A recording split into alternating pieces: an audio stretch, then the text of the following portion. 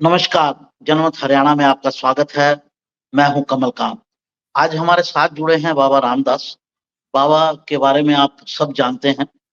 राजनीति के हालाँकि वो बाबा हैं, लेकिन राजनीति की जो नब्ज़ है, उन पर उनकी अच्छी पकड़ है और ख़ास तौर से 3 सूबों के बारे में कहूँगा, हरियाणा, पंजाब और उत्तर प्रदेश। वैसे वो पूरे देश की राजनीति और हर मुद्दे पर अपनी राय रखते हैं और हटकर राय रखते हैं, अलग राय रखते हैं। आज हम उनसे शुरू करेंगे। आपका स्वागत है बाबा जी। जय हो, जय श्री राम। जय श्री राम। तो मुद्दा ये है कि हरियाणा में चुनाव जो मतदान है वो हो चुका है। देश के लगभग आखिरी चरण रह गया है जहाँ की 57 सीटों पर मतदान होना है और 8 स्टेट्स में है, जिसमें मुख्य रूप से एक जो बड़ी स्टेट नॉर्थ इंडिया की है वो पंजाब और हिमाचल प्रदेश है। जम्मू की भी 3 सीटों पर होना है, चंडीगढ़ पर भी चुनाव होना है। तो उस सब के बारे में बाबा जी से पूछेंगे, जानेंगे कि उनकी राय क्या है, कहाँ पर क्या स्थिति बन रही है। सबसे पहले हमारा इंटरेस्ट जो है वो हरियाणा में ही रहता है, इसलिए और बाबा जी की एक विशेष राय है हरियाणा के बारे में। उनका शुरू से ही ये कहना था कि बीजेपी वहाँ 10 की 10 सीटें जीतेगी पिछली बार की तरह।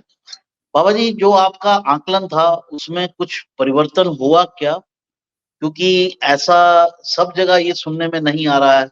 अगर सट्टा बाज़ार को भी देखें, हालाँकि वो एक इल्लीगल एक्टिविटी है, लेकिन आकलन के नज़रिए से देखा जाए, तो वो भी 5 से 6 सीटें ही बीजेपी को दे रहे हैं।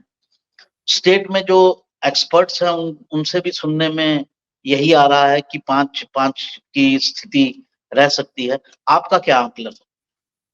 नहीं जी, मैं तो आज भी अपने 10-0 वाले आकलन पे कायम हूँ, क्योंकि मैंने हरियाणा को इस बार मैंने बहुत कायदे से स्टडी किया है। मैं गया हूँ, हरियाणा की ज़्यादातर कॉन्स्टिट्यूंसीज़ में तो मैं खुद देख के आया हूँ। सर, हरियाणा में 2 बातें एकदम स्पष्ट हैं। जैसे जी, अगर मैं तो एक बात अगर मान लिया एक किसान है, उसके पास 1 एकड़ गेहूँ की उसने खेती कर रखी है।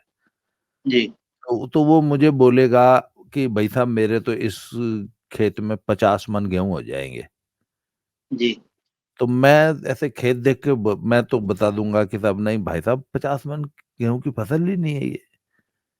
ये तो 20 मन की भी नहीं है, क्योंकि इसका दाना देख लो, इसका पौधा कैसा है, इसकी घनत्व नहीं है, इसके दाने में दम नहीं है, बाल में दम नहीं है। मतलब मैं तो और कोई भी अनुभवी किसान खेत देख के बता देता है ना कितनी फसल है ये।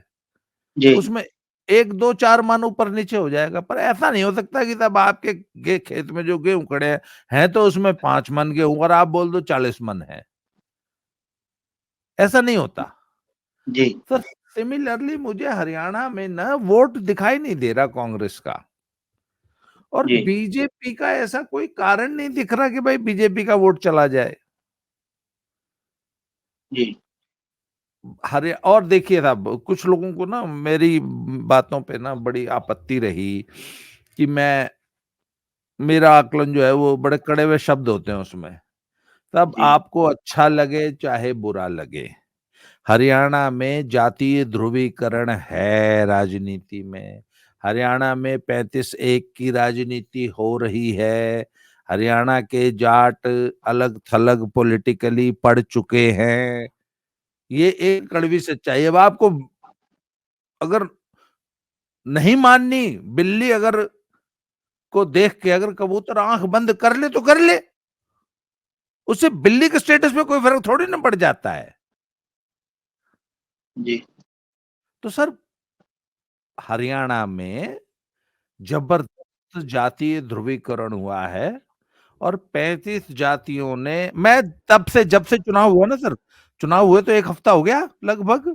जी, मैं अब भी किसी का भी मेरे पास फ़ोन आता है, मैं अपने मित्रों से फ़ोन करता हूँ हर मैंने कहा तुम छोड़ दो, तुम मुझे ये बताओ कि ब्राह्मणों का वोट किधर गया? बोला जी ब्राह्मणों की तो ये पोजीशन है। कोई भी व्यक्ति मुझे अनजान लोग फ़ोन करते हैं, मैंने ऐसे नंबर बाँट रखा है सबको। हेलो, हाँ जी। जो जैसे ही कोई मुझे फ़ोन कर हाँ, कौन-सी क्या नाम है तेरा? अच्छा ये है। कौन सी बिरादरी है? बोले जी ये है। थारी बिरादरी का क्या हाल है? अच्छा ये हाल है। अच्छा इतना वोट पड़ा है? अच्छा थारे गांव में कितने वोट हैं? अच्छा ये पोजीशन है। सर मैंने जितनी भी 35 बिरादरियां हैं ना, सबका आकलन किया है, मुझसे सुन लीजिए। पूरे ओवरऑल हरियाणा में लगभग 65 से 70% जाट वोट जो है वो हुड्डा समर्थक है और कांग्रेस को मिला है। 65 या 70%। 20 से 25% वोट बीजेपी को मिला है। इवन रोहतक में भी मिला है 20-25%। आगे सुन लीजिए, उसके बाद अब आप शुरू हो जाओ। ब्राह्मण वोट 80 टू 90% बीजेपी को मिला है। यादव 80 टू 90% बीजेपी को मिला है। और इसके अलावा जितने हैं आप एक एक एक जात बिरादरी का मुझसे पूछते जाइए, मैं आपको बता दूंगा। तो मैं तो जैसे हुड्डा समर्थक, कई सब मेरे दोस्त भी हैं, तो जब मेरे से हरियाणा में बतलाते हैं, निजी बातचीत में तो खुल के बातचीत होती है, बोला हम जीतेंगे, तो मैं तो सीधे बताऊं किसके वोट तो जीतेगा? तुमको वोट कौन देगा? उस वर्ग का नाम बताओ जो हम सारे देंगे। बोला सारे, मैंने कहा सारे दे रहे हैं। मैंने कहा तेरे मुंह मुंह पे दे रहे हैं, ईवीएम से कौन लिख रहा है? ईवीएम से नहीं निकलेगा तुम्हारा वोट, क्योंकि तुम्हारे मुंह पे दे रहे हैं। इसलिए सर एक मेरा आकलन है। एक ये फैक्टर निकल कर आया था कि एक तो वोटर, काफी सारा वोटर जो था, खासतौर से नॉन जाट वोटर, वो साइलेंट था। तो उसका रुख किधर रहा, एक ये उसमें इश्यू था। और एक ये था कि एंटी इनकम्बेंसी जो है, वो फैक्टर भी कुछ हद तक काम किया, ऐसा कुछ लोगों का मानना है। आपका क्या कहना है? कोई एंटी इनकम्बेंसी नाम की चीज नहीं थी। और जो वोटर साइलेंट था वो समाज में वो बातचीत करने में, बोलने में साइलेंट था। वोट देते समय उसकी जो ईवीएम है ना, हर बार वो पीप पीप पीप पीप कर रही थी। ईवीएम साइलेंट नहीं थी। घेर में, चौपाड़ में, गांव में आंटते फिरते वोटर साइलेंट था। ईवीएम बराबर बोली है। और एंटी इनकम्बेंसी नहीं थी, खट्टर सरकार के लिए प्रो इनकम्बेंसी थी। खट्टर को लोग मिस करते हैं, हरियाणा के लोग। कौन लोग? गरीब गुरबा लोग। वो लोग जो कि एक घाट पे शेर और बकरी पानी पीते थे ना, तो वो वर्ग आज भी खट्टर को मिस करता है कि खट्टर ने उनको बराबरी का सम्मान दिया, समाज में बराबरी का दर्जा दिया, उनको संसाधनों पे बराबरी का हक दिया, गरीब बच्चों को नौकरियां दी, मेरिट के आधार पे दी, डिजिटल गवर्नेंस से सरकार उनके घर चल के आई, सारी सरकार की सुविधाएं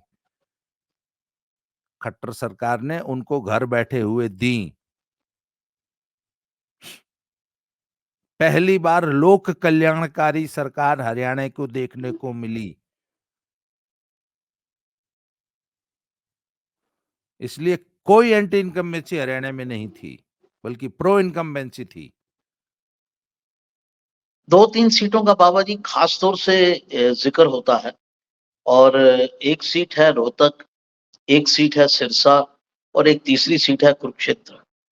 अ, इन पर आपका अगर कोई नजरिया हो, या आपने इनको स्टडी किया हो, तो क्योंकि रोहतक और सिरसा सीट जो है, वो कांग्रेस के जो अंदरूनी पहलवान हैं, या दो मुख्य फिगर हैं, वो लड़ रहे थे। भूपेंद्र हुड्डा का पूरा जो पॉलिटिकल करियर भी है, और जो उनकी वो रोहतक सीट पर लगी है, उनका बेटा जीते तो आगे विधानसभा के चुनाव होने हैं, वहां उसके लिए भी वो दाव ठोक सकते हैं। और सिरसा सीट पर कुमारी शैलजा, जो राहुल गांधी और परिवार के, गांधी नेहरू परिवार के काफी नजदीक है। और कुरुक्षेत्र का जिक्र मैं इसलिए कर रहा हूं कि ये सीट बड़े आराम से बीजेपी पिछली बार जीती थी। इस बार त्रिकोणी फाइट में भी ये सीट फंसी हुई सी लग रही है आम आदमी पार्टी के पक्ष में। सर 4 तारीख आने दीजिए, आप देखिएगा बिल्कुल नहीं फँसी हुई। सर वहाँ पे इक्वेशन क्या है ये जान लीजिए।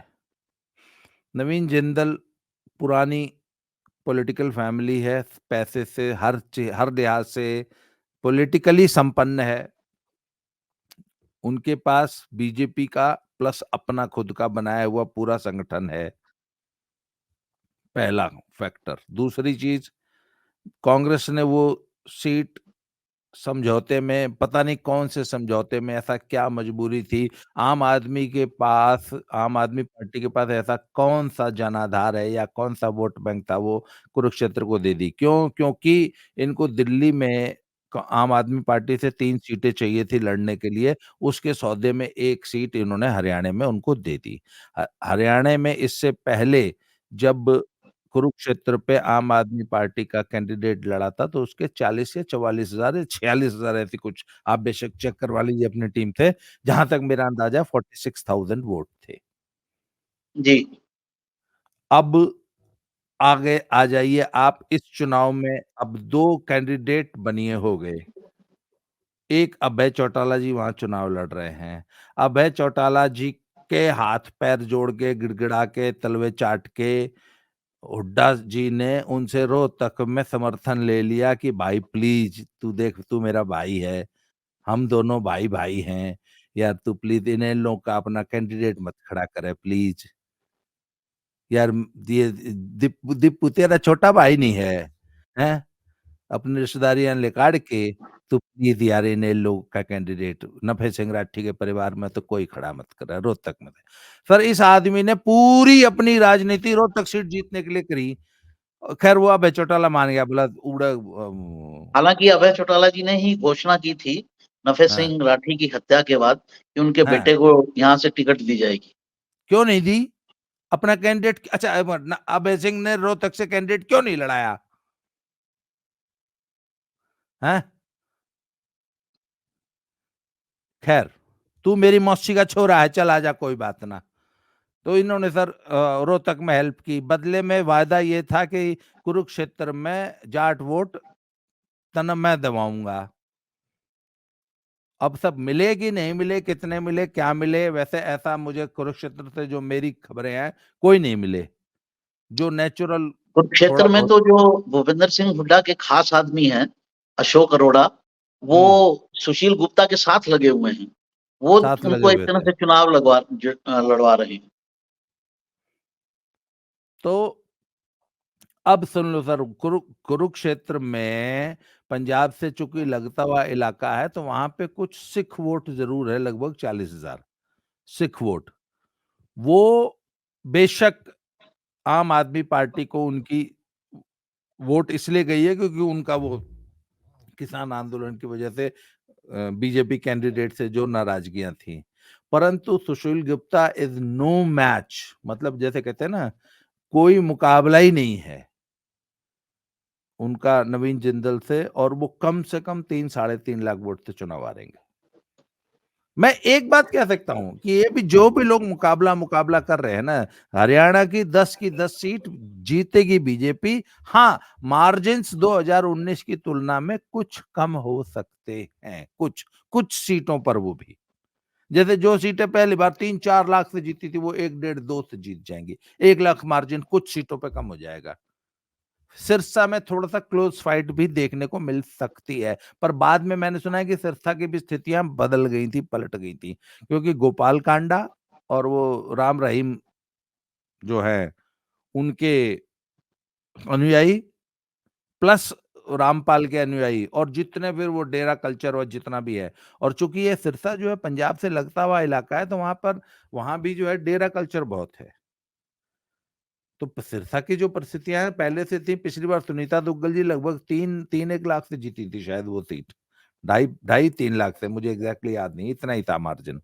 इस बार वो मार्जिन बहुत कम हो जाएगा, क्योंकि शैलजा जी वाकई बहुत अच्छा चुनाव लड़ी हैं, पर ऐसा नहीं है कि शैलजा जीत जाएगी। और सर मैं तो एक बात जानता हूँ गौरी साहब, मान लीजिए आपने कहो मेरा छोरा तो घना इंटेलिजेंट है, नीट और पीएमटी दोनों क्लियर कर जाएगा और 100 में 100 ले आओगा, फिर आपके छोरे के आओ 16 नंबर, तो मैं तो फिर मजे लूंगा, क्यों भाई कमलकांत, तू तो न्यू कह था तेरा छोरा डॉक्टर और इंजीनियर दोनों बनेगा, तेरे छोरे के 100 में 16 नंबर आए हैं, और मैं भी नहीं कहूं मेरा छोरा 100 में 100 ले आओगा, ले आया 100 में 90, फिर भी आप मुझे मेरे मजे नहीं ले सकते। चलो 100 के 100 नहीं आए, 90% तो ले आया, 80% तो ले आया। तो सर ये हाल, ये है बीजेपी। ठीक है, मैं मानता हूँ एक आधी सीट मान लो हम गलत आकलन कर रहे होंगे, या भाई है तो हम भी एनालिस्ट ही, हम तो जमीनी परिस्थितियों, हमने किसी के पेट में घुस के थोड़ी ना, क्या है हमारा तो एक जी आकलन की जो जमीनी हवा है वो क्या है, क्यों जी जी? जी जी, ये है। बिल्कुल ठीक कह रहे हैं आप। ये तो आकलन ही होता है, और मोटे हम्म। तौर पर आकलन को अपने नजरिए से एक उसका अनुमान लगाया जाता है। बाबा जी, आपके संबंध जो है मनोहर लाल खट्टर से भी बहुत अच्छे हैं, तो क्या इस दौरान उनसे बात हुई? उन्होंने उनसे सीटों का आकलन लिया आपने? सर एक बात बताऊं आपको, देखिए वो तो है नेता आदमी, नेता तो यही कहेगा हम तो 10 की 10 जीतेंगे, हैं? जी तो और सर ऐसा नेताओं से एक तो पूछना नहीं चाहिए, मैं नहीं पूछता हूँ कभी, क्योंकि मुझे मालूम है नेता सच तो बोलेगा नहीं, हैं? आप निजी बातचीत में बेशक कुछ कह दे, वैसे नहीं बोलता पब्लिकली। अखिलेश तो 80 की 80 पहले 79 जीत रहा था दिल्ली, वहाँ यूपी में, फिर हम्म, लोगों ने कहा जी बड़ी कृपा करी आपने, एक सीट छोड़, कौन सी छोड़ दी? बोले एक सीट काशी वाली छोड़ दी। फिर एक दिन बोले 80 के 80 जीतेंगे, मतलब मोदी जी को हरवा दिया। तो नेताओं का तो ये होता है जी, इसलिए नेताओं की बात, नेता के राजनीतिक बयान पे नहीं करना चाहिए, पर but even Khattar ji was confident कि हम 10 की 10 सीट जीतेंगे। हरियाणा की हर राजनीतिक खबर के विश्लेषण के लिए हमारे चैनल जनमत हरियाणा को लाइक, शेयर और सब्सक्राइब करना ना भूलें। साथ ही बेल आइकन को भी प्रेस कर लें ताकि हर वीडियो की अपडेट आप तक पहुंचती रहे।